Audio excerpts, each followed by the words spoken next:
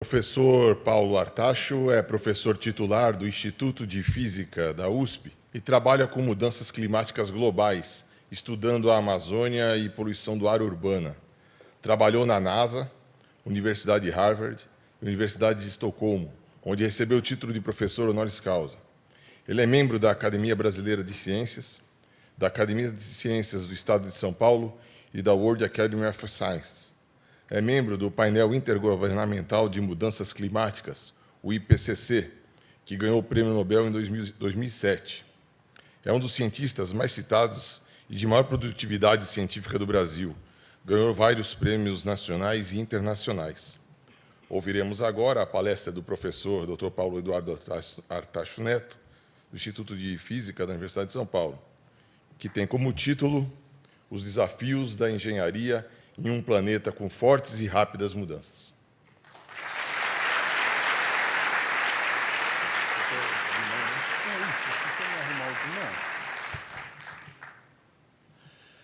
Bom dia a todos, gente. É um prazer estar aqui conversando com vocês. E foi muito interessante a gente acompanhar essa abertura pela mesa, porque o meu primeiro slide vai reforçar muito do que já foi apresentado aqui para vocês. Bom, o que eu quero colocar para vocês é quais são os desafios que a engenharia tem em um planeta em mudança rápida e quais são as questões principais hoje para a engenharia em várias áreas do conhecimento. Mas antes, eu queria colocar para vocês, primeiro, me congratular com vocês, parabéns. Vocês, na verdade, entraram na melhor escola de engenharia do Brasil, ponto. Os diretores, obviamente, não podem falar isso, mas como eu não sou daqui, eu posso falar. E a Poli está entre as 10 melhores escolas de engenharia do mundo. Ela não deixa nada a desejar para o MIT, para Stanford ou para a Escola Polytechnique de Paris. Então, aproveitem essa oportunidade única na vida de vocês, que eu sei que vocês suaram muito para chegar até aqui. Então, agora vem a segunda etapa. É suar a camisa para ter a melhor formação possível. Agora, esta melhor formação possível tem vários vínculos. A primeira delas, que eu queria lembrar, é que a Poli é uma escola pública. O que quer dizer isso exatamente? Ela quer dizer que o ensino é público. E, basicamente, isso quer dizer que a sociedade está financiando vocês para ter um retorno. E este retorno é extremamente importante, porque o investimento que a sociedade está fazendo em vocês está sendo pago, como a Lied colocou, inclusive pelas pessoas que, por falta de oportunidade, não estão ocupando o lugar de vocês. Então, isso traz uma responsabilidade social para vocês muito grande e muito importante. Então, não se esqueçam disso ao longo dos 5 anos. Vocês têm uma dívida com a sociedade para construir um mundo melhor. Mundo melhor em vários aspectos diferentes, na questão ambiental, na questão tecnológica, na questão científica. Cada um vai trabalhar em milhares de coisas diferentes. Mas nunca se esqueçam desta mensagem. A segunda mensagem, se eu conseguir fazer ela aparecer, isto. Então, lembre-se que vocês têm uma missão nessa escola. Nessa escola depois de sair dela. Que, basicamente, é melhorar a vida das pessoas menos favorecidas nesse país, e que não conseguiram o mesmo lugar de vocês, por falta de oportunidades. A outra mensagem, que também foi mencionada aqui, é que é o seguinte: na USP e na Poli, principalmente, a gente não quer um bando de carneirinhos, que escutam por um ouvido e ficam falando ok, professor, e assim por diante. Se vocês agirem desta maneira, vocês não aprendem. Aprender é um negócio muito mais amplo do que saber resolver uma equação diferencial de 2º grau. Então, isto é muito importante. Questionem. Questionem seu professor o tempo inteiro. Me questionem. Por que você está dando a matéria desse jeito? Por que você chegou nessa conclusão? Isto tem que ser feito de uma maneira crítica o tempo inteiro ao longo da sua formação. Tá? Então, basicamente, nunca aceite o conhecimento de modo passivo. Tá? Vocês só vão realmente, se vocês forem alunos que argumentem o tempo inteiro, vocês vão aprender mais e melhor, e de uma maneira crítica. Tá? Isto vale muito mais do que vocês podem imaginar, do que vocês podem observar hoje. Tá? Então, o conhecimento, para ser realmente assimilado, ele tem que ser pensado profundamente e questionado o tempo inteiro. Então, isto é extremamente importante. Por último, tá? Não se esqueçam do seguinte. Se eu conseguir passar para o próximo. Acho que é melhor me dar... Ops, está meio atrasado aqui. Deixa eu ver se eu chegar mais perto aqui do computador. Ele... você volta aqui. Volta um, por favor. Está aqui. Bom... Mais um. Aí. Então, lembra do seguinte, o que a gente espera de qualquer profissional hoje, em qualquer área, em particular dos engenheiros, é o que a gente chama uma visão humanista integradora. Tá? O que é isto? Não é saber resolver um problema específico, é pensar grande, é pensar na humanidade, é pensar na sua sociedade, não é resolver problemas. Né? O estigma do engenheiro é aquele cara que vai resolver pepinos e problemas. Mas, na verdade, a nossa função é muito mais do que isso. Tá? É pensar soluções para a nossa sociedade e para a nossa humanidade. Tá? E vocês podem imaginar que isto é o que as empresas estão querendo hoje.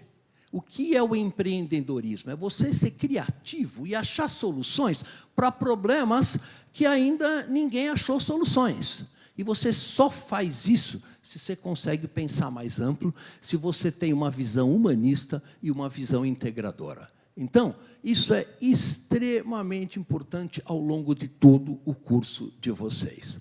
Bom, em primeiro lugar, vocês têm que pensar no futuro. Né? Quer dizer, a gente não está pensando hoje no presente. A nossa função como cientista, como engenheiro, como quer que seja, é olhar para o futuro. Tá? E o planeta está mudando de uma maneira extremamente rápida. Mais rápida, na verdade, do que a gente consegue acompanhar, como vai ficar claro para vocês. Tá?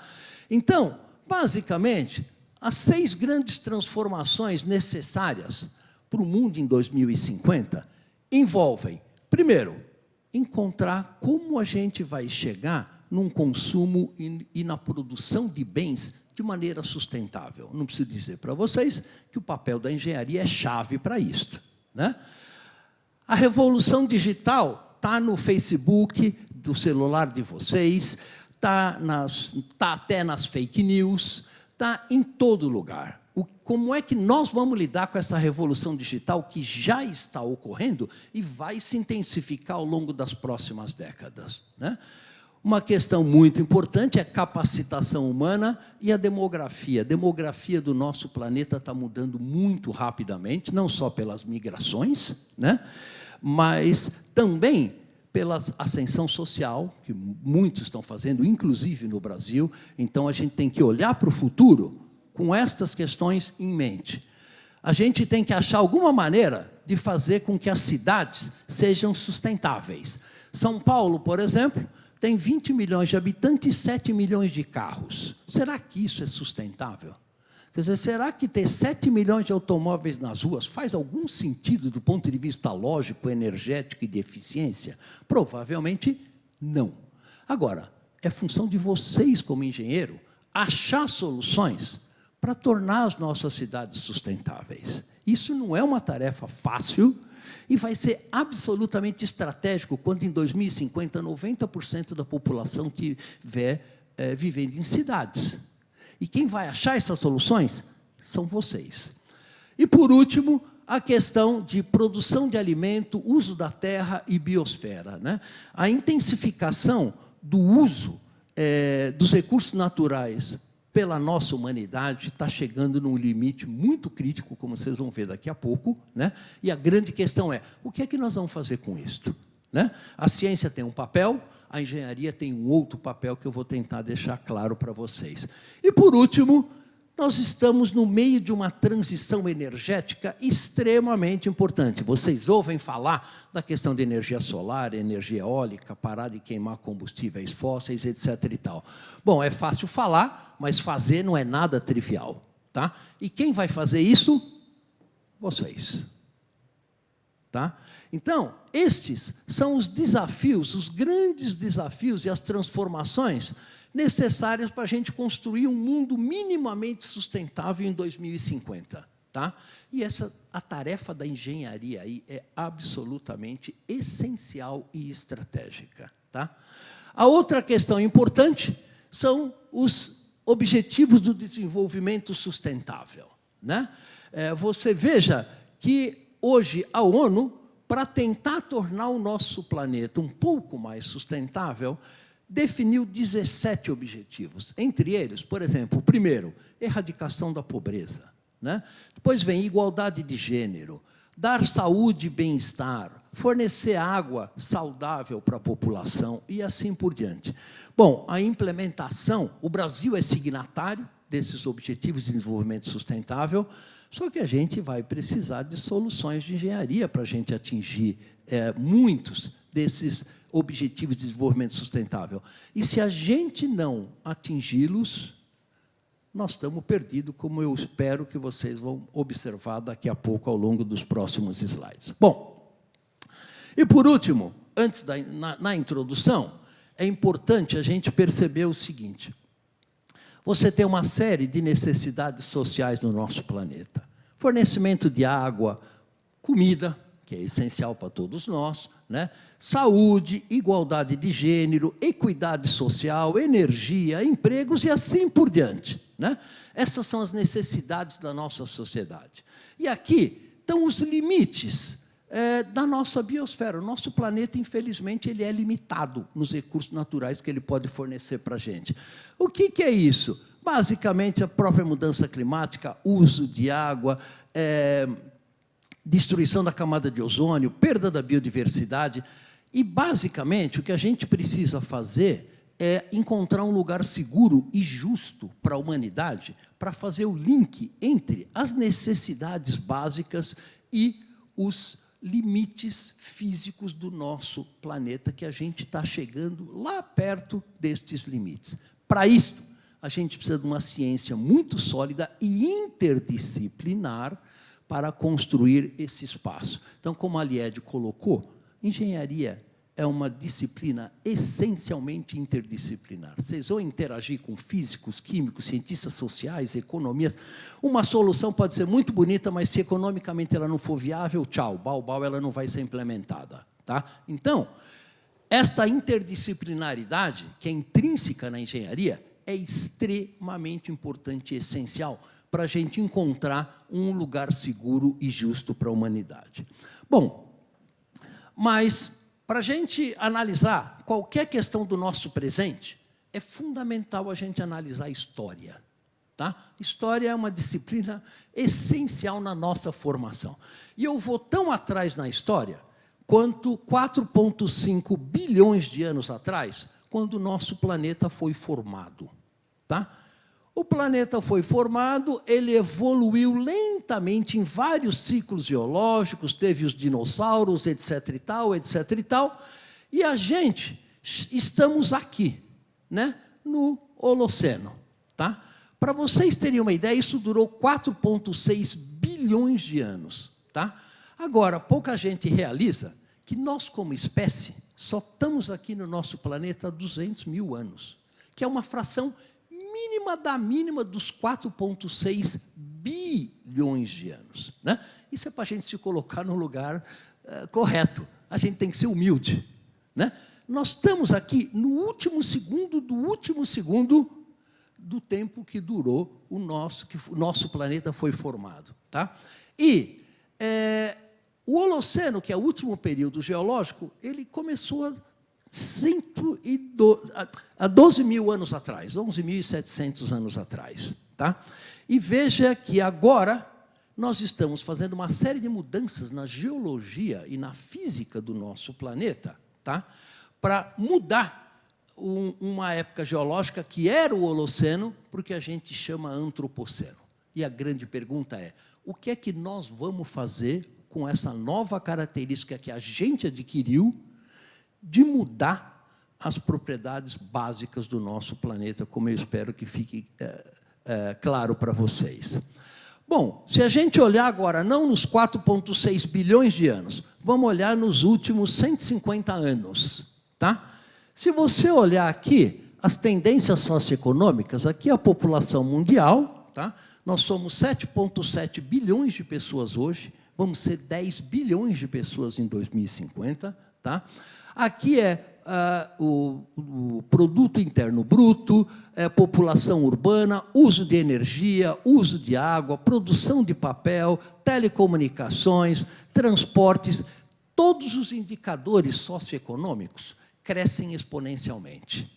Não precisa ser muito esperto para perceber que, se nós vivemos num planeta com recursos limitados, isso não pode crescer exponencialmente ad infinitum. E este crescimento exponencial faz uma série de pressão no sistema terrestre do qual nós dependemos, nós e todas as espécies que estamos nesse planeta. Então, por exemplo, aqui é o crescimento da concentração de dióxido de carbono, ozônio estratosférico, aguacultura, perda de florestas tropicais, uso de terra para agricultura. Se você olhar todos os indicadores da tendência do sistema climático terrestre, eles também estão crescendo exponencialmente. Bom, nosso planeta é limitado, isso não pode ir ad infinito. Pode ir até onde, quanto e quando? É uma pergunta que vale $1 milhão, como vocês podem imaginar, e nós vamos tentar discutir um pouco esse aspecto. Isso é discutido nas revistas científicas, por exemplo, isso é uma capa da Nature, né? Falando do Antropoceno, né? Onde o homem se tornou a figura principal no desenvolvimento geológico do nosso planeta. Né? Isso não é pouca coisa. Tá? E ele define o Antropoceno, se refere à época recente em que os humanos e nossas sociedades se tornaram uma força geofísica planetária. Olha a responsabilidade de cada um de nós nesta frase. Tá? Bom, isso foi reconhecido, a Science tem capas similares, mas isso é uma capa da revista The Economist, é uma revista de economia, em 2011. Bem-vindo ao Antropoceno. Ou seja, então, nós já estamos numa nova era geológica, onde nós somos o motor principal das mudanças. E a grande pergunta é, que planeta nós queremos construir? Tá certo? Então, fiquem com essa pergunta na cabeça, que nós vamos tentar discutir no final. Bom, a gente pode olhar o impacto da atividade humana no planeta de muitas formas diferentes. Tá? Por exemplo, isso daqui é a apropriação humana da produção da biomassa. Tá? Veja que no sul do Brasil, né, na região sudeste, na Índia, na China, na Europa e nos Estados Unidos, a nossa apropriação da biomassa já chegou a 80%, 90%. Né? Ou seja, nós começamos a controlar a fotossíntese, que era um processo absolutamente natural até 3, 4, 5 mil anos atrás. Isso não é pouca coisa. Isso tem impactos. Quais são os impactos? Isso aqui embaixo é mudança na quantidade de carbono orgânico do solo, tá? De menos 80% em marrom até zero. Veja o que acontece com a Índia, com a Europa, com os Estados Unidos e com a maior parte do Brasil. Perda do carbono orgânico do solo de menos 40% a menos 60%. O que quer dizer isso? Quer dizer o seguinte, bactérias no solo que fixam nitrogênio e permitem que as plantas cresçam, precisa de material orgânico. Elas não crescem na areia, precisa de carbono. Tá? E, através do uso intensivo da agricultura, nós estamos fazendo esse carbono que estava no solo a ir embora. Então, que solo é que nós estamos herdando para os seus filhos e para os seus netos? Um solo onde a agricultura vai ser muito mais difícil de ser feita pela falta de carbono orgânico no solo. Tá? Então, precisamos de engenheiros agrícolas para resolver essa questão. Como produzir alimentos para 10 bilhões de pessoas em 2050, mantendo as propriedades do solo. Não é uma pergunta trivial, não é uma pergunta simples, e muitos engenheiros na Embrapa, na Exalc, estão tentando resolver essa questão. Bom, mas uma questão central no nosso planeta é o uso de energia. Tá? Então, esse gráfico mostra desde 1880, né, no fim da Revolução Industrial, até hoje, as emissões globais de carbono. Então, vejam que hoje nós estamos emitindo para a atmosfera por ano cerca de 40 gigatoneladas de CO2 para a atmosfera. É uma quantidade brutal sendo queimada todo ano. Meu carro, quando eu vim para cá, emitiu CO2 para a atmosfera. Se ele usa gasolina, esse CO2 vai ficar na atmosfera por vários milhares de anos. E veja o que acontece hoje. 80% das emissões são associados com a queima de combustíveis fósseis. Na verdade, 13% é associado com desmatamento. Tá? Ou seja, a gente está, basicamente, fazendo com que estas emissões globais, mesmo com o Acordo de Paris, mesmo tudo que vocês escutam de reuniões de diplomatas, nós ainda estamos aumentando a quantidade de CO2 que estamos emitindo para a atmosfera. Tá? Hoje, ela era 36,8 gigatoneladas em 2017, hoje ela é 40,5 gigatoneladas de CO2 para a atmosfera por ano. E isso ainda está aumentando cerca de 2% ao ano. Tá? Não é pouca coisa. Esse aumento de emissões faz com que haja um aumento na concentração de gases de efeito estufa, que eram, basicamente, em torno de 250 partes por milhão antes da Revolução Industrial, hoje está em 419 partes por milhão. Qual é o recado aí? Nós, seres humanos, estamos mudando a composição da atmosfera terrestre. Não é pouca coisa, como vocês podem imaginar. Isso nunca aconteceu com nenhuma outra espécie nos últimos 4,6 bilhões de anos. Tá? E a grande questão é, o que nós vamos fazer com isso? Tá? Então, a gente já chega lá. Metano. O metano aumentou 175% a sua concentração desde 1850. E a mesma coisa para vários outros gases de efeito estufa. Então, é muito claro que a gente está, basicamente, alterando a composição da atmosfera terrestre e, basicamente, a emissão de combustíveis fósseis é a principal questão. Bom, agora, como é que a gente sabe que esse aumento de combustíveis fósseis é causado esse aumento na concentração de CO2, é causado pela queima de combustíveis fósseis? Tem várias maneiras de fazer isso, razões isotôpicas, mas tem uma maneira muito mais simples, tá? Que é o seguinte: veja, o meu carro, quando eu saí da minha casa e vim até aqui, ele queima gasolina, né? Para cada molécula de carbono que ele está queimando para produzir energia para mover o carro, tá? Ele precisa de 2 moléculas de oxigênio para formar uma molécula de CO2, tá certo? Então, se aquele carbono que eu estou emitindo vem de combustíveis fósseis, para cada molécula de carbono eu gasto 2 de oxigênio. Então, a concentração de oxigênio na atmosfera tem que estar diminuindo, se esse combustível veio de fontes fósseis. E aqui está a concentração de oxigênio diminuindo lentamente, né, por causa da queima de combustíveis fósseis. Se a gente olhar a composição isotópica desse carbono, também a gente vai chegar na mesma conclusão em vários outros métodos. Portanto, sim, somos nós que estamos mudando a composição da atmosfera, somos nós que estamos alterando a concentração de gás de efeito estufa. Bom, isso não teria nenhum problema se não tivesse implicações importantes. Estamos mudando muita coisa no planeta, como vocês podem imaginar, mas esta coisa é particularmente importante, né? Por quê? Porque os gases de efeito estufa controlam o balanço radiativo da atmosfera. Tá? Você já vai ficar claro para isso. Isso não é nada novo. Um físico sueco chamado Svante Arrhenius, esse cara aqui, né?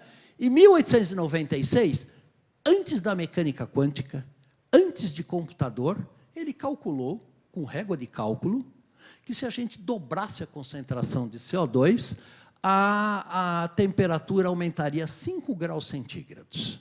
Tá? Aqui está o paper, que ele publicou um paper sobre isso, e aqui está uma nota de um jornal de 1912, mostrando que o consumo de carvão estava afetando o clima, num jornal nos Estados Unidos. Então, tanto a ciência quanto o público em geral sabem há muito tempo atrás de que isso está ocorrendo e isto é importante. Tá?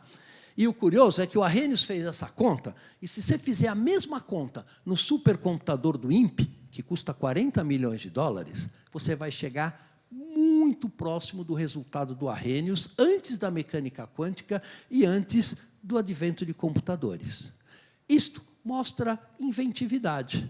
Tá? Ele foi extremamente criativo e sacou uma coisa que ninguém tinha percebido antes. Né? Então, é assim que funciona a curiosidade científica, que a gente espera, ao longo do curso de engenharia de vocês, isso venha a ser aguçado em vocês. Isso é um método, isso tem que ser aprendido. Tá?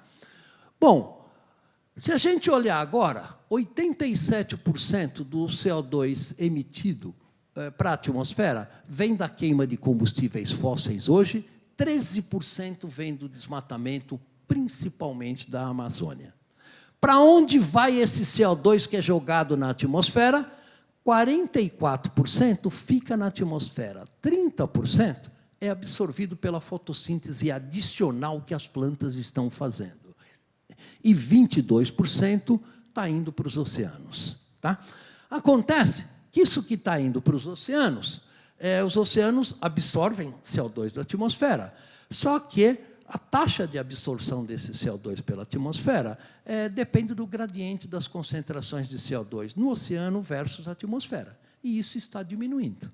Então, isso daqui vai diminuir no futuro.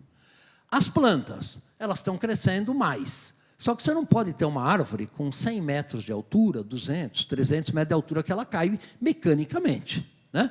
Então, este zinc aqui, esse absorvedouro, também vai diminuir no futuro e vai aumentar a componente que está fazendo efeito estufa. E isso é uma coisa que a gente deve se preocupar, eu espero fique claro para vocês. Tá? Esse filminho da NASA mostra a distribuição global de CO2 dia a dia ao longo do ano. Bom, por aqui, e vermelho e amarelo são as concentrações mais altas. Bom, em primeiro lugar, aonde estão os grandes emissores de CO2? No hemisfério norte, como vocês podem perceber facilmente. Hemisfério sul só tem emissões de queimadas na Amazônia, está vendo aqui? E queimadas na África. Tá? Então, vejam que uma molécula de CO2 que sai dos Estados Unidos, emitido por um carro, ela, em cerca de 3 ou 4 dias, chega na Europa, em uma semana ela passa pela China, em 10 dias ela volta para os Estados Unidos. Cada molécula que vocês estão respirando agora no nariz de vocês foi respirada bilhões de vezes por um elefante na África, por um chinês na China, tá certo? Por um índio no meio da floresta amazônica. A gente nunca pensa nessas coisas, tá certo? Mas a atmosfera é uma das poucas coisas no planeta que é compartilhada por todos. Então, a gente precisa tomar muito cuidado, a gente tem que preservar ela com muito carinho, muito cuidado, porque a vida depende dela. Né? É simples como isso. Agora, esse outro filminho mostra os fluxos de energia no nosso planeta. O que move o planeta é energia. Tá? Então, aqui está dia e noite. Dia e noite, isso é energia no infravermelho. Em primeiro lugar, 90% da energia que move o nosso planeta cai nas regiões tropicais. Tá? E ela é redistribuída para as regiões temperadas. Qual a implicação disso? É de que a Amazônia e o Pacífico tropical jogam um papel muito importante no balanço de energia do nosso planeta. Essa é uma, não é a única, das razões pelas quais a gente deve, sim, preservar a floresta amazônica. Bom, se nós estamos aumentando a concentração de CO2, se o Arrhenius está certo, se a mecânica quântica está certo e a termodinâmica funciona, a temperatura do planeta tem que estar aumentando. É simples como isso. E ela está aumentando, como, na verdade, qualquer um de vocês podem perceber isso facilmente. Isso daqui é compilado pela NASA-GIS, tem várias compilações desse tipo, é o aumento médio da temperatura desde 1880, nesse caso até 2016. Tá? Então, basicamente, o planeta já se aqueceu 1,12 graus centígrados. Isso pode parecer muito pouco, né? Basta você aumentar o ar-condicionado dessa sala, aumentar o ar-condicionado do seu carro, né? Mas não esqueça, uma árvore, um besouro no meio da floresta amazônica não tem esse ar-condicionado, né? Nenhuma bactéria no solo. Tá? Então, esse aumento de temperatura ele é altamente heterogêneo. Esse é o outro problema desta questão. Quando a gente fala em média, vocês precisam sempre tomar cuidado. Veja bem, aqui está o aumento da temperatura. Veja que no Ártico, a temperatura média já passou de 3 graus de aumento. Tá? Aí, não é pouco, como vocês podem imaginar. Né? Veja que aqui no Nordeste brasileiro, a temperatura média já aumentou 2,5 graus. Para quem já sofre com ondas de calor imensas e secas enormes, aumentar 2,5 graus na temperatura não é pouca coisa, como vocês podem imaginar. Tá? E olha que os continentes se aquecem, em média, 1 grau a mais do que os oceanos.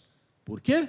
Porque a capacidade térmica da água é enorme e você precisa de muita energia para aquecer 1 litro de água, mais do que 1 litro de um ecossistema terrestre. Tá certo? Então, os continentes se aquecem muito mais do que os oceanos. Tá? Então, se você olhar esse gráfico, enquanto que o aumento médio global é em torno de 1,1 a 1,2, o aumento da temperatura nos continentes já é 1,5 graus. Então, quando vocês escutam o relatório do IPCC ou reunião da COP25 tentando fazer o aumento da temperatura ser limitado a 1,5 graus, já era. Onde a gente vive, que são nos continentes, já aumentou 1,5 graus. Tá? Isso é só uma questão de linguagem semântica. Tá? Bom, por exemplo, no Brasil, isso é uma das compilações para o Brasil, feitas pelo Berkeley Earth Group. No Brasil, a temperatura média já aumentou 1,5 grau, enquanto a média global aumentou 1 grau. Tá? Então, vejam que isso é real, isso não é hipótese de conspiração, nem de nada associado com crenças. Isso é ciência pura, básica, milhares de pessoas fazendo medidas. Né?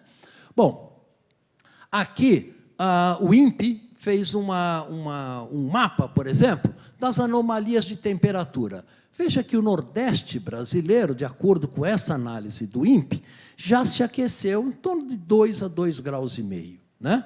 E veja que a parte leste da Amazônia já se aqueceu de 1,5 grau a 2 graus. Né? Isso tem implicações muito importantes que a gente vai ver daqui a pouco. Aqui são anomalias de chuva. Tá? Veja que está chovendo muito menos 40% a 50% no Nordeste, e, como vocês viram no fim de semana passado, chovendo muito mais no sul do Brasil, da ordem de 50% a 70%. Ou seja, nós estamos mudando a circulação atmosférica. Tá? Por causa daquele aquecimento diferencial, que não é igual para todo mundo, isso muda a pressão, e gradientes de pressão é por onde movem a umidade do ar e, com isso, a chuva.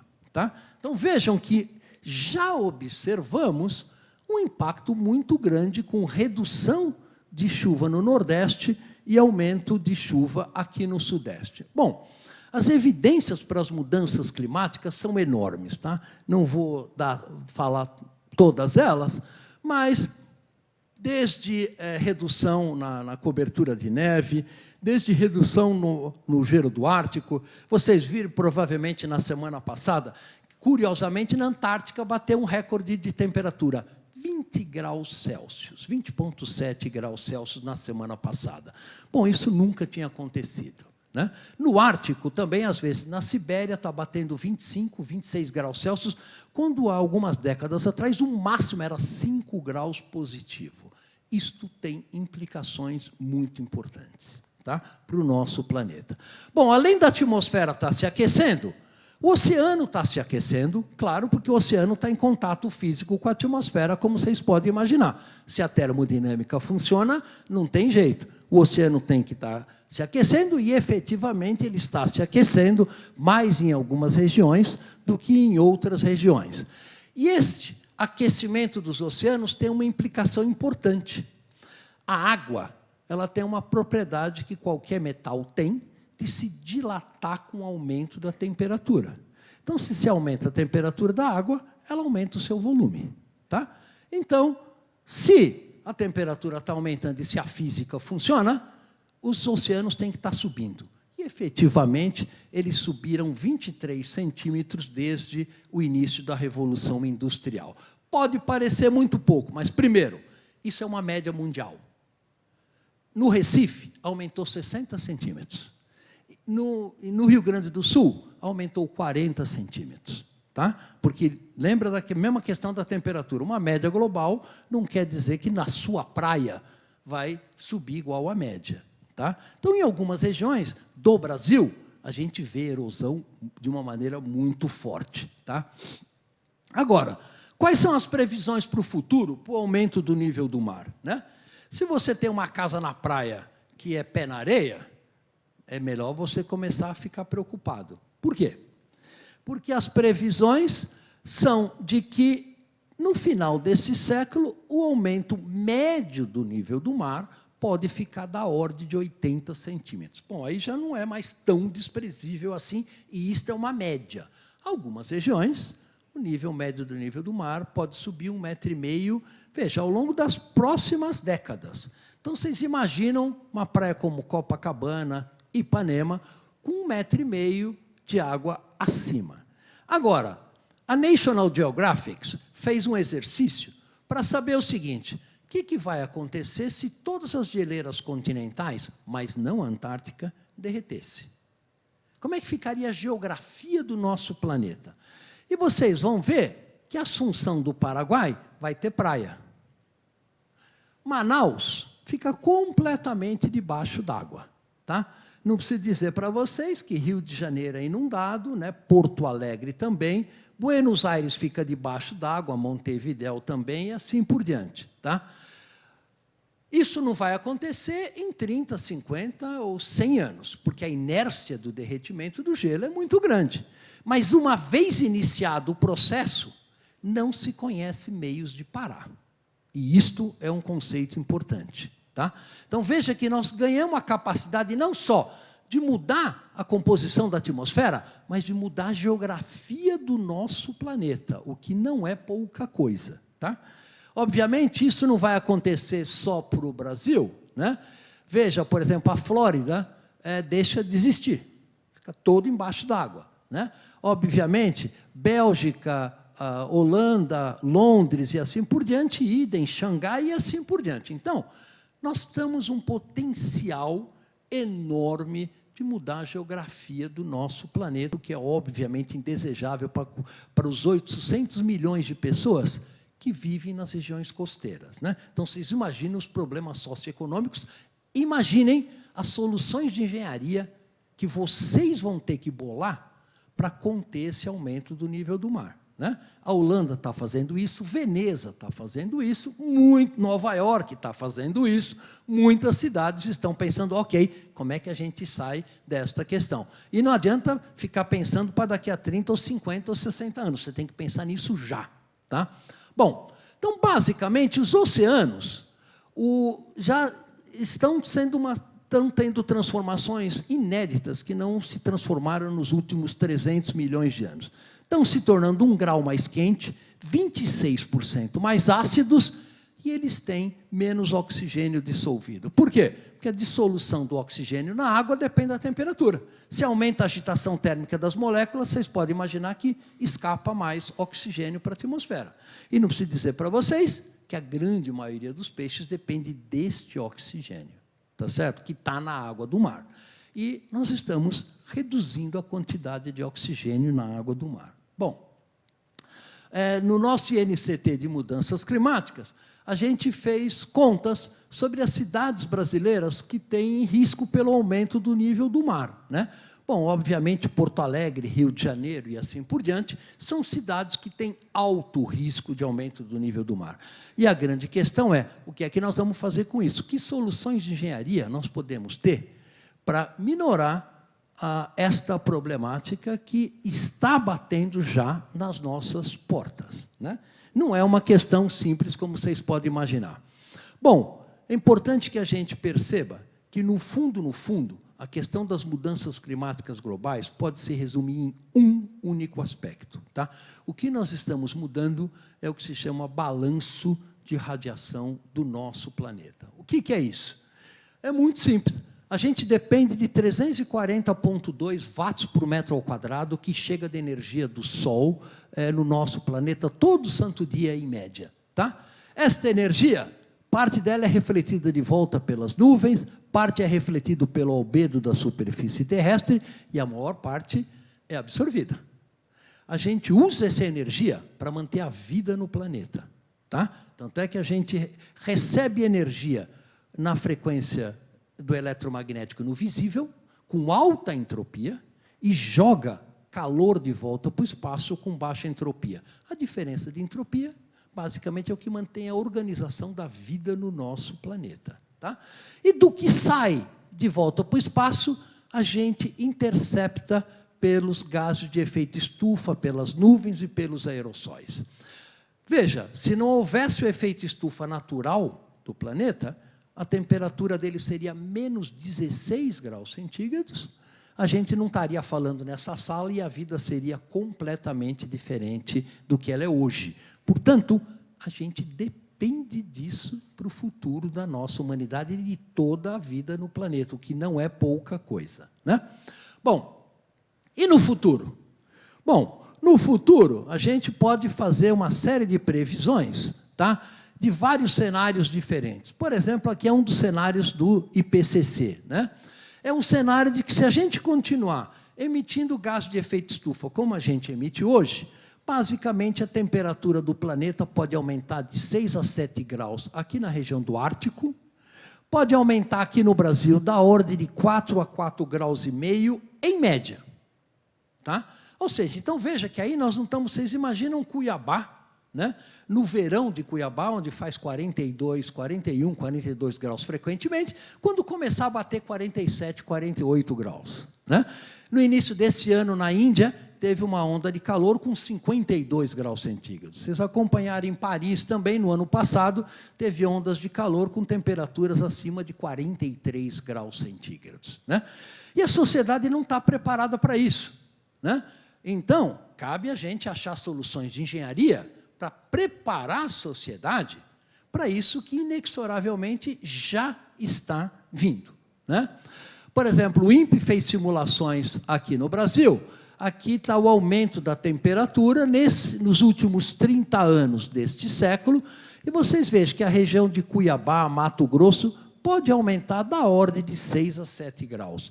A parte leste da Amazônia também aumentar a 7 graus, e aqui está quanto de chuva vai reduzir no Nordeste. Uma região que já é semiárida pode ter uma redução de 30% a 50% na pouca chuva que eles já recebem.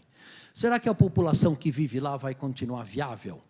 Que soluções a gente vai dar para 20 milhões de brasileiros que vivem na região semiárida? Veja, não são questões simples e que não têm resposta simples e que a resposta vai depender do trabalho de muita engenharia nesta questão, tá? Uma das questões que sempre se fala é a Amazônia, né? A Amazônia, qual é o papel da Amazônia nessa história toda que a gente está conversando, tá? Em primeiro lugar, a Amazônia é absolutamente chave no sistema climático terrestre, tá? E ela está sendo desmatada a uma taxa relativamente grande, né? Se a gente olhar a taxa de desmatamento da Amazônia desde a década de 70 até agora, o Brasil teve um sucesso enorme de reduzir de 28 mil quilômetros quadrados para 4 mil quilômetros quadrados o desmatamento da Amazônia. Isto mostra o seguinte: primeiro, é possível reduzir desmatamento? Nós não ficamos mais pobres por causa disso, não custa muito dinheiro e é relativamente fácil de ser implementado, tanto é que o Brasil fez num período muito caótico da nossa história. Mas, se você olhar agora os últimos 5 anos, o desmatamento está aumentando até atingir 8.000 quilômetros quadrados no ano passado. Então, nós estamos observando um aumento do desmatamento da Amazônia, que, obviamente, qual é a importância disso? A Amazônia tem uma enorme quantidade de carbono desmatado. Toda vez, para cada quilômetro quadrado que você desmata, você emite uma quantidade brutal de CO2, agravando o já crítico efeito estufa. Então, nós temos uma responsabilidade muito grande nessa questão.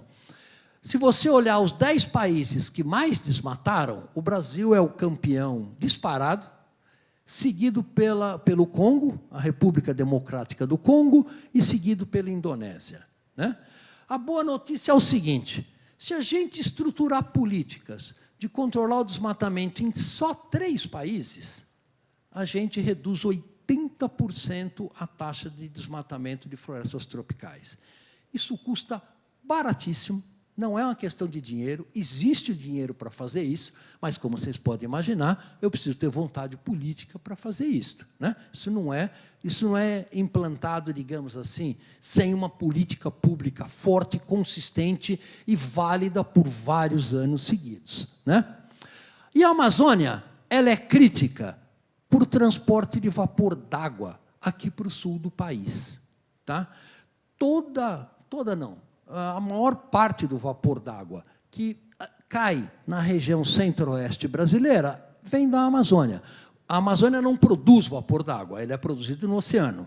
O Oceano Atlântico tropical produz vapor d'água, ele é processado pela Amazônia e ele irriga a produção de soja em Rondônia, Mato Grosso e assim por diante. Então, muito do PIB do Brasil depende exatamente desta figura que vocês estão vendo aí.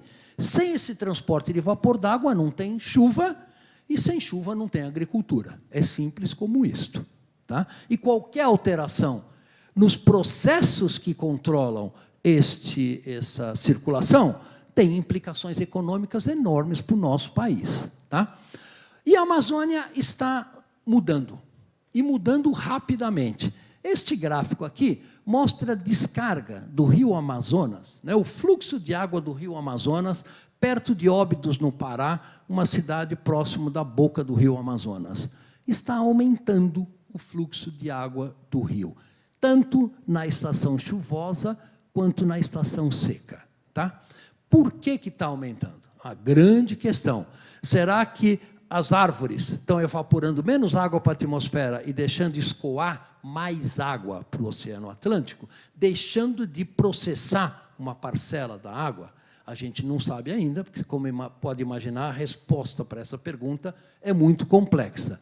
Mas veja que a temperatura do Oceano Atlântico tropical está aumentando também rapidamente. Então, voltando aqui, se aumenta mais evaporação, volta mais água por aqui, além dos processos que estão ocorrendo na Amazônia. Então, veja que já estamos alterando o ciclo hidrológico da Amazônia. Uma outra indicação de que isso está ocorrendo é olhar em Manaus. Isto é o gráfico das cheias em Manaus desde 1900, né? Aqui é o período das secas e aqui é o período das cheias. Veja que as secas estão ficando mais fortes e as cheias estão aumentando também. Então, está aumentando os eventos climáticos extremos na Amazônia. Isso tem implicações muito importantes. Um outro exemplo de evento climático extremo é o que aconteceu na semana passada com a chuva aqui em São Paulo, né?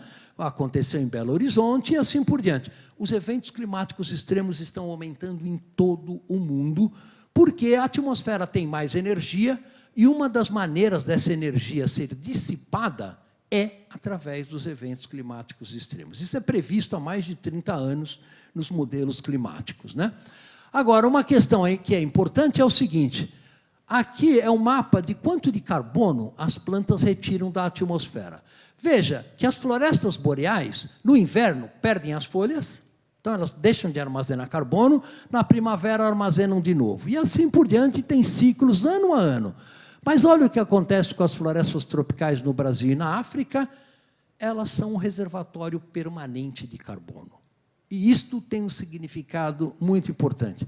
Se você destrói esse reservatório permanente, você causa uma mudança permanente na ciclagem deste carbono para a atmosfera, agravando o efeito estufa de uma maneira importante. E, se a gente olhar agora vários estudos que mostram que a Amazônia, há 20 anos atrás, a floresta sem ser derrubada, a floresta primária, intacta, ela estava absorvendo cerca de 0,5 toneladas de carbono por hectare. Por quê? Porque se tiver a mesma quantidade de radiação, a mesma quantidade de nutrientes e a mesma quantidade de água, e você aumenta o CO2, a floresta faz fotossíntese mais eficientemente até um certo limite.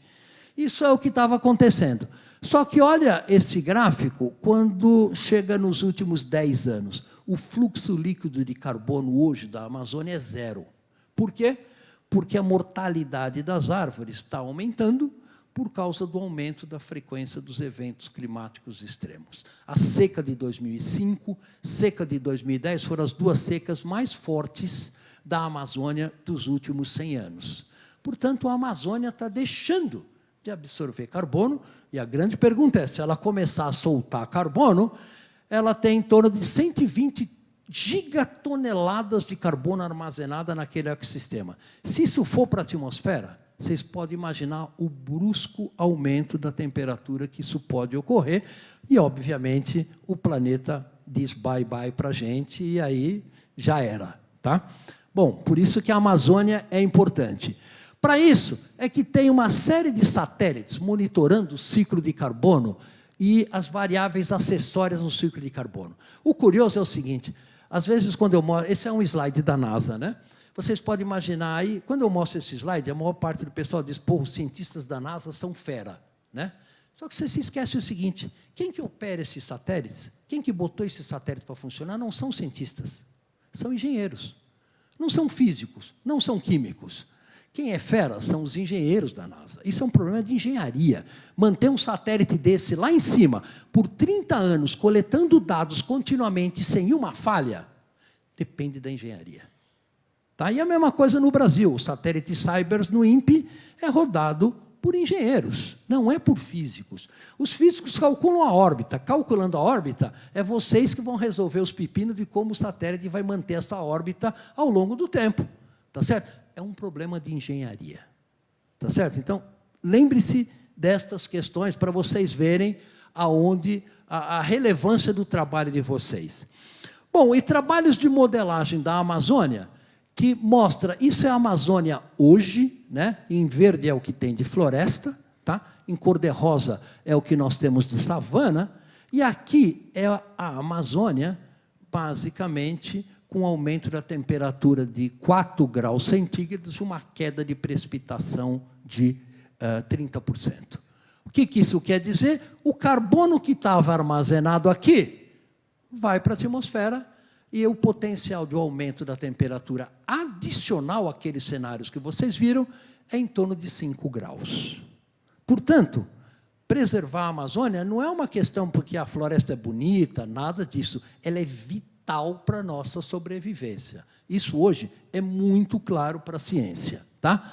Então, basicamente, esse gráfico mostra o seguinte, nós estamos aqui na floresta num estado de equilíbrio. Nós podemos estar alterando esse estado de equilíbrio para um outro estado de equilíbrio onde parte é floresta, parte é cerrado, ou, se o cerrado dominar por completo, a gente altera esse mecanismo através do que a gente chama de tipping points. Tipping points é, se eu fizer uma pequena mudança no sistema, ele muda de estado. Tá? E o Carlos Nobre publicou um paper mostrando que, se aumentar 4 graus a temperatura ou 40% da área deflorestada total, o restante da floresta não tem condições mais de sobrevivência. Tá? Nós estamos, hoje, em 2020, com 20% da floresta desmatada. Portanto, o que nós vamos fazer com o futuro da Amazônia nos próximos 10 anos é crítico. Tá? Bom, Isso daqui é uma ilustração de quão perto a gente está de um tipping point, né? Onde a gente absolutamente não sabe. Quais são esses tipping points, tá, do sistema climático, né? Um é esse que eu falei para vocês, da floresta amazônica, mas tem vários outros, né?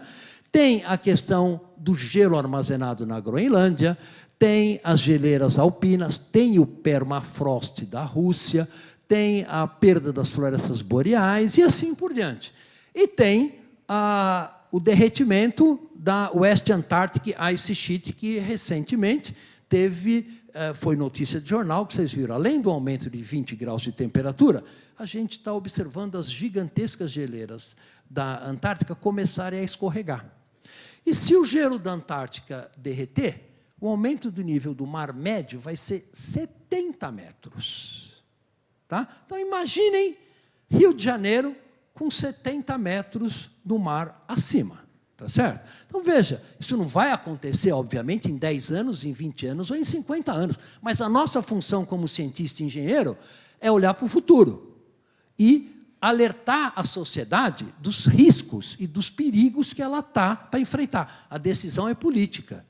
Sobre a gente vai controlar a emissão de gás de efeito estufa ou não. Nós vamos correr o risco ou não. Tá? Então, por exemplo, na questão do permafrost do Ártico, basicamente, até 10 anos atrás, o Ártico era congelado, então, bactérias que se alojavam ali embaixo não tinham acesso ao oxigênio, então elas produziam metano. Esse metano fica congelado, armazenado embaixo do gelo. Conforme esse gelo vai se derretendo, este metano vai escapando para a atmosfera. O metano é um gás de efeito estufa que é 21 vezes mais forte do que o CO2 para absorção de radiação infravermelha. Portanto, a gente precisa tomar muito cuidado com o metano. Ele é muito mais forte do que o CO2.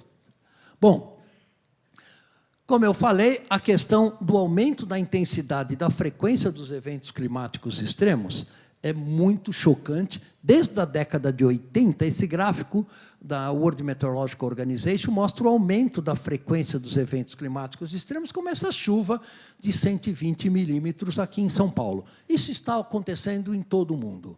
Agora, vocês sabem que nós vamos precisar mudar todo o sistema de dragagem de uma cidade como São Paulo para impedir que várias vezes por ano a cidade pare desse jeito e que favelas e residências de pessoal mais pobre, mais carente, mais vulnerável, simplesmente sejam inundadas e a pessoa perca tudo na sua vida, né? Isso não é justo para com essas pessoas. Aí é um trabalho gigantesco de engenharia de redimensionar todo o sistema de drenagem de uma cidade como São Paulo. Vocês imaginam que isso não é um problema fácil de ser resolvido e esperamos que vocês ajudem a resolver esta questão. Um outro ponto importante é a produção de alimentos. Esse é um gráfico da FAO, Food and Agriculture Organization, que mostra que a mudança na porcentagem da produção agrícola entre hoje e 2050, por exemplo, para o Brasil, é da ordem de menos 20% a menos 40%. Então, num planeta onde nós temos 10 bilhões para alimentar em 2050, você diminuir a produção agrícola é uma coisa perigosa, para dizer o mínimo, né? Alguns países vão ganhar, por exemplo, a Sibéria, por exemplo, o Canadá.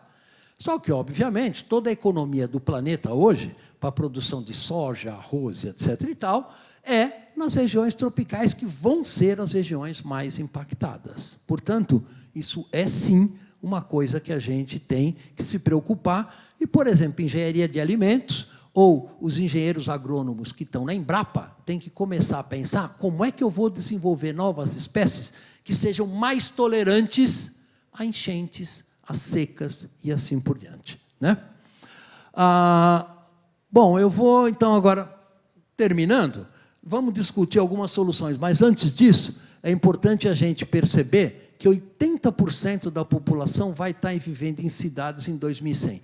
Hoje, no Brasil, 87% da população é urbana. Então, a gente tem que achar soluções para as nossas cidades, de transporte, de fornecimento de energia, de logística e assim por diante. E não preciso dizer para vocês que quem faz isso são engenheiros. tá? Então, a gente precisa tornar as nossas cidades mais sustentáveis. Soluções. Existem soluções? A clara e rápida resposta é sim. Mas, e aí tem sempre um mas, ela depende de uma série de coisas. Então, primeiro, a gente vai precisar fazer o uso mais eficiente de energia. A nossa sociedade é caracterizada por desperdício de energia. Eu preciso de um carro para vir até aqui que pesa 1,5 toneladas e tem uma eficiência de menos de 10% para vir da minha casa até aqui? Com certeza, não. Dá para fazer muito melhor que isso? Com certeza, sim. Tá?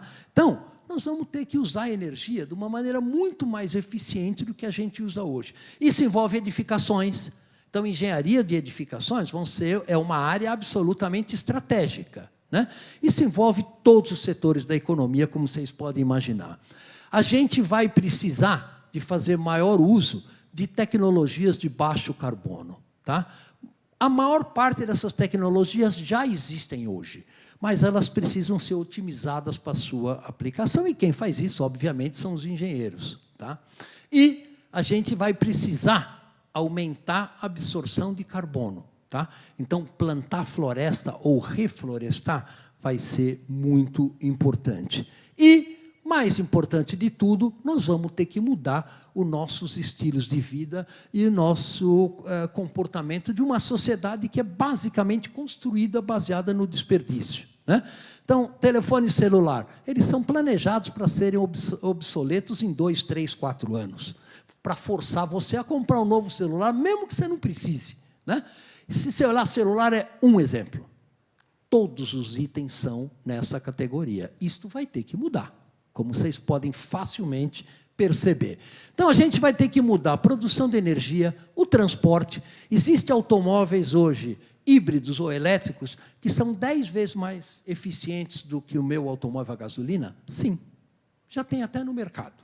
Num preço altíssimo, você precisa de políticas públicas para dar subsídios para esses carros começarem a ser utilizados de maneira eficiente e você mudar toda a frota. A Inglaterra passou uma lei, na semana retrasada, de que, a partir de 2040, não vai ser vendido na Inglaterra nenhum carro que use gasolina ou diesel.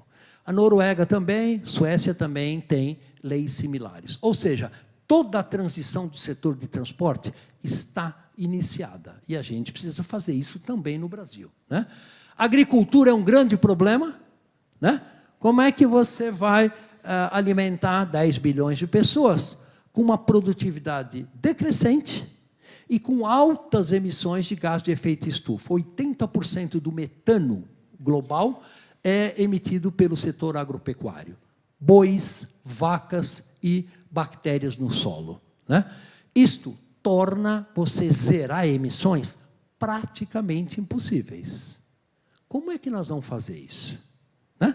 Ninguém tem uma solução para essa questão do bolso do colete. Tá? Esta solução está em vocês. E, por último, biocombustíveis. Né? Etanol é um combustível que tem muito pouca emissão líquida de CO2, mas, obviamente, é fora de cogitação você alimentar um mundo hoje plantando cana, onde você plantaria comida para alimentar a indústria automobilística. Isso não vai acontecer de jeito nenhum, apesar dos empresários brasileiros do programa do álcool quererem isto. Né? Isso não vai ocorrer. Bom, então a pergunta é: que futuro a gente quer dentro desse cenário? Né? É uma pergunta óbvia e é nossa função, estando na universidade, trabalhar para a gente chegar na resposta a essas perguntas, que é o próprio futuro do antropoceno, que não depende só da ciência ou da engenharia, ela depende das tendências sociais, da dinâmica, da estrutura da nossa sociedade e assim por diante. Né? Depende de inovação, depende de desenvolvimento tecnológico, que vocês têm uma enorme contribuição para fazer isto, mas também depende de condições sociais e políticas. E o futuro pode estar desde um aumento de temperatura médio de 7 a 8 graus, ou, na melhor das hipóteses, um aumento médio da temperatura da ordem de 4 graus. Aonde nós vamos chegar aqui depende das nossas escolhas como sociedade. Tá? O Fórum Econômico Mundial são aqueles bilionários que se reúnem, Bill Gates, etc. e tal, todo ano, né, lá em Davos, e eles fazem um relatório que mostra os maiores riscos globais em termos de probabilidade e em termos de impacto. Olha que curioso. Os 5 maiores riscos em 2020, identificados por economistas, não são nem cientistas e nem ambientalistas, são eventos climáticos extremos, fracasso na ação climática, desastres naturais, perda de biodiversidades, desastres ambientais causados pelo homem. Todos os 5 maiores riscos identificados pelos economistas estão associados com mudanças climáticas e meio ambiente. Isto é uma mensagem muito clara para a sociedade. Basta a gente querer escutar. O meio ambiente está na questão central do desenvolvimento econômico nas próximas décadas. Ponto. Né? E quem está falando isso não é cientista, mas eu recomendo, leiam o relatório completo, porque é muito interessante. Tá? Bom, o IPCC, que é o painel da ONU, que lida com mudanças climáticas, que eu faço parte, a gente respondeu a seguinte pergunta: como é que a gente faz para o planeta aumentar, em média, a temperatura, no máximo, em 1,5 graus? Tá? Bom, a gente se reuniu por uns 3 anos para responder essa questão, mas é o seguinte, aqui em 2020, essa é a emissão líquida de CO2. Para que isso aconteça, a emissão líquida de CO2 em 2050 tem que ser zerada, e depois de 2050 a gente tem que remover CO2 a uma taxa brutal, né, igual às nossas emissões hoje, até o final desse século. Então, em 2050, nós temos que ter uma sociedade que tem uma emissão líquida de CO2 de 0. Como vocês já perceberam, que reduzir emissões do setor da agricultura é muito difícil, porque as pessoas precisam comer, né? Nós vamos ter que reduzir as emissões da queima de combustíveis fósseis e de desmatamento e começar a reflorestar o nosso planeta em grande escala, remendando o estrago que a gente fez até agora.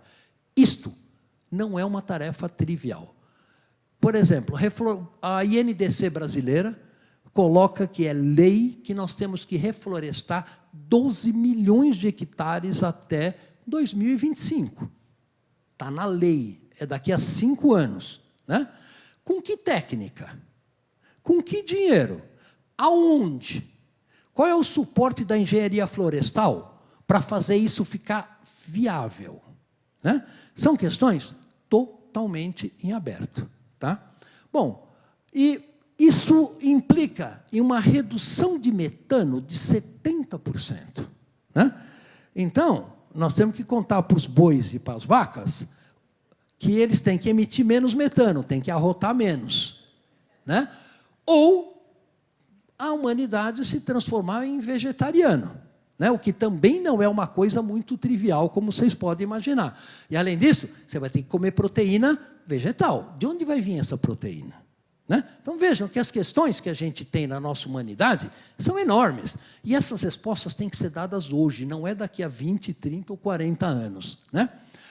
O único acordo internacional em vigência para reduzir emissões é o Acordo de Paris. Né?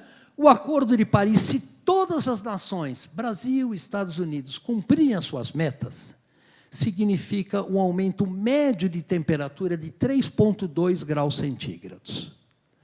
Estados Unidos já avisaram que não vão cumprir a meta deles.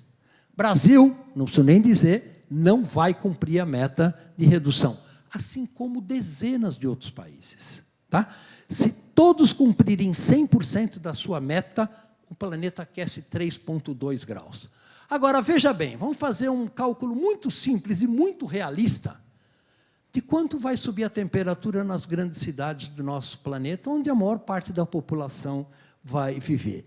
Se, de uma maneira otimista, a gente tiver 3,2 graus de aumento médio na temperatura, em áreas continentais isso significa 1 grau a mais. Lembra da diferença dos oceanos para os continentes? Isso significa 4,2 em áreas continentais. Se você tira a poluição do ar, que é o efeito dos aerossóis que está mascarando o aquecimento global, que é 0,7 graus, isso significa 4,9. Para as grandes cidades, a ilha de calor urbana, tá, varia de cidade para cidade, mas, em média, é da ordem de 1 grau. Em São Paulo, ela é 2,3 graus. Tá? Isso faz aquele aumento ali virar 5,9 graus. Portanto, nas cidades, na melhor das hipóteses, a gente vai ter um aumento de temperatura de 5,9 graus Celsius se todo mundo cumprir o protocolo, o Acordo de Paris. Vejam o desafio, o tamanho do desafio que a nossa sociedade tem pela frente em achar estas soluções. Tá? Bom, e por último, existem soluções mágicas. Por exemplo, geoengenharia climática. Alguém aqui já ouviu falar disso? Tá? É o seguinte, tem um grupo grande de cientistas que diz o seguinte, olha, para a gente evitar este colapso da nossa sociedade, porque, no fundo, é isso que vai ocorrer, como vocês podem imaginar, um aumento médio de 6 graus nas grandes cidades, né? A gente faz o seguinte, a gente imita um pinatubo e joga aerossóis na estratosfera. 20 milhões de toneladas de SO2 na atmosfera jogado todo ano, esse SO2 se transforma em partículas e joga fora e reflete de volta para o espaço 3,5 watts por metro ao quadrado. Isso é suficiente para restaurar o clima. Será que isso vai funcionar? Qual é a engenharia que a gente precisa desenvolver para poder fazer uma possível saída viável? E, mais importante, quais são os efeitos colaterais dessa ação? Né? A gente tem que pensar em tudo isso. Como cientista e como engenheiro, a gente tem a obrigação de fazer isso para a nossa sociedade. Bom, eu posso adiantar para vocês que jogar esses aerossóis na estratosfera é uma fria enorme. Primeiro porque esses aerossóis eles se depositam, eles vão descendo devagarinho. Né? Veja, a estratosfera está a 12 quilômetros acima da nossa cabeça. 12 quilômetros não é nada perto do raio da Terra. Eles se depositam. Então, você tem que fazer isso continuamente. Né? A quantidade de combustível que você vai ter que fazer para manter isso continuamente é muito maior do que o resfriamento que você pode obter. Tá? Isso é só um detalhe, tem várias outras questões. Mas será que tem outras soluções? Por exemplo, jogar espelhos entre o Sol e a Terra. Isso é viável? De tal maneira que esses espelhos reflitam radiação de volta e a gente restaura o clima no planeta. Ou será que, se a gente aumentar a quantidade de nuvens no planeta, porque a nuvem é muito branca, ele tem um albedo muito maior que a superfície, então ele reflete mais radiação de volta para o espaço. Se a gente aumentar a cobertura de nuvens e viver num planeta cheio de nuvens o tempo inteiro, ele vai esfriar. Só que tem um detalhe, a nuvem é crítica para o ciclo hidrológico. Será que a gente vai querer bagunçar todo o ciclo hidrológico de todo o planeta? Se um país tiver uma seca de 2 ou 3 anos, quem é responsável por isso? Ou se um outro país tiver chuvas torrenciais contínuas o tempo inteiro, quem paga por isso? Veja, são questões muito complexas e que a gente vai ter que começar a discutir daqui a pouco em cima da mesa. Né? Bom, outra possibilidade é jogar ferro solúvel nos oceanos. Né? A produtividade primária das algas nos oceanos é limitada pela quantidade de ferro solúvel. Se eu adiciono ferro, as algas crescem mais. É simples como isso. Já foi testado, funciona. Agora a pergunta, eu vou jogar esse ferro nos oceanos, com isso eu vou aumentar em muito a acidez dos oceanos. O pH dos oceanos, que hoje é 8,2, pode ficar da ordem de 4,5 a 5. Eu faço uma extinção em massa de toda a vida dos oceanos. Isso é desejável para nós? Qual é o feedback que isso vai trazer para a nossa humanidade? Né? Então, isso tudo tem que ser levado em conta. E bombear CO2 em rochas. Né? Isso são experimentos que a RCGI, aqui na Poli, faz, né? Desenvolver tecnologias para tirar o petróleo do pré-sal, pegar o CO2 e injetar aonde tinha este petróleo lá no pré-sal, né? Pode parecer uma coisa linda, ideal. Só que isso precisa ser economicamente viável na escala que a gente precisa fazer para o planeta como um todo. E isso ainda precisa de engenharia para a gente conseguir chegar lá, como vocês podem imaginar. Tá? Mas é uma das estratégias. Bom, essas estratégias de geoengenharia envolvem dois aspectos diferentes. Eu tento retirar CO2 da atmosfera, como enterrar CO2, né, em cavernas do pré-sal, ou replantar florestas, ou eu, basicamente, manipulo a radiação solar, né, e, com isso, reduzo o fluxo de radiação aqui embaixo, né? Bom, isso são tópicos de ciência avançada hoje, que está na linha da engenharia. Vão ser utilizados? Vão ser necessários? Né? A gente ainda não sabe, mas a função da gente é olhar para o futuro, coisas que a sociedade não consegue enxergar, e bolar soluções antes que os problemas apareçam. Esta é nossa obrigação, como aqui na Universidade de São Paulo. Tá certo? Então, a gente tem que olhar para essas coisas, por mais maluco que possam parecer. Os efeitos colaterais de todos esses...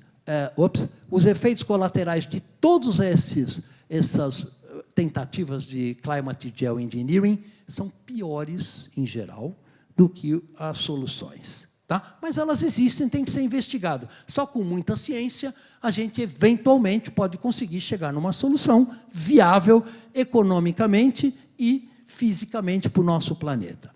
Bom, e por último, quero lembrar o seguinte, que na questão das mudanças globais, veja que aqui você tem nesse mapa aqui em cima as emissões de CO2 per capita, né? Estados Unidos, Canadá, Europa, Austrália, Arábia Saudita e assim por diante.